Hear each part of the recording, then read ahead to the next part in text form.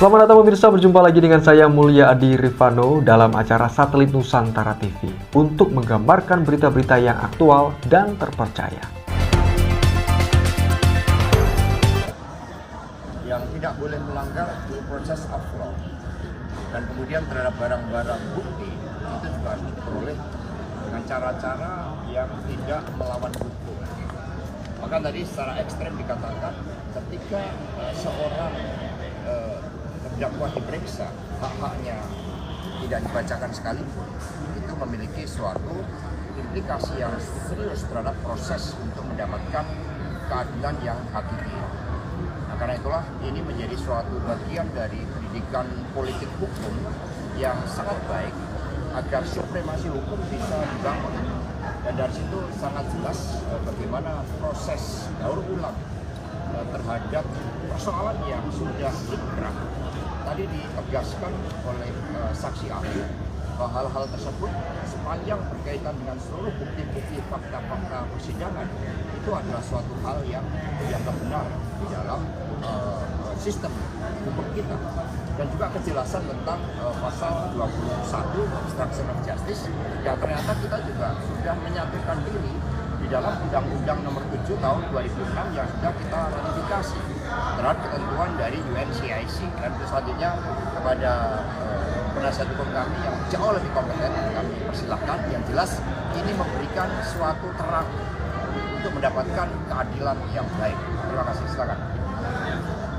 Teman-teman semua, ada satu hal penting yang perlu kita ketahui. Ahli yang dihadirkan hari ini itu telah menjadi hakim selama 35 tahun. Jadi beliau sudah menjadi hakim di peradilan umum, menangani kasus-kasus pidana banyak sekali, kasus perdata selama 35 tahun.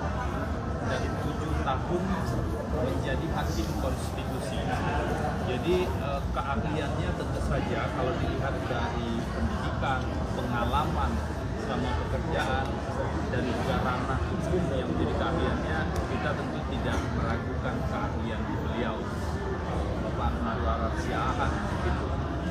Itu yang pertama. Yang kedua, ada beberapa prinsip dasar yang ditegaskan dari dalam keahlian beliau, terutama yang terkait dengan norma di konstitusi, di Undang-Undang Dasar 1945, dan juga hak asasi manusia.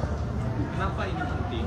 Karena seluruh aturan yang ada di tingkat apapun harus mengacu pada konstitusi, tidak boleh melanggar konstitusi. Makanya ada prinsip-prinsip dasar, misalnya tadi tentang kepastian hukum. Jadi kepastian hukum itu wajib, dan juga azas legalitas. Poin utama yang ingin kami minta penjelasan pada ahli adalah terkait dengan adanya kewajiban bagi seluruh pihak untuk tidak menambah atau mengurangi rumusan delik yang ada di undang-undang. Karena yang boleh untuk menambah, mengurangi atau mengoreksi rumusan delik di undang-undang itu hanya Mahkamah Konstitusi dan pembentuk undang-undang. Jadi penasihat hukum, penuntut umum, hakim atau siapapun itu tidak boleh menambah atau mengurangi undang-undang. Karena itulah tadi kami konfirmasi dan tegas sekali pasal 21 mengatur tentang obstruction of justice tidak boleh dan tidak bisa diperluas diterapkan pada tahap penyelidikan. Kenapa? Karena rumusan pasalnya memang demikian. Rumusan pasalnya adalah pada tahap penyidikan, penuntutan, dan proses persidangan. Tidak boleh kemudian dengan alasan apapun sepanjang pasal itu berubah, itu ditarik-tarik ke proses di tahap penyelidikan. Apalagi ahli tadi menegaskan Mahkamah Konstitusi sudah semakin menegaskan perbedaan antara tahap penyelidikan dengan penyidikan. Itu dua tahap yang berbeda. Di tahap penyelidikan itu belum ada tindak pidananya, berbeda dengan di tahap penyidikan. Makanya di tahap penyelidikan itu belum bisa dilakukan beberapa upaya paksa.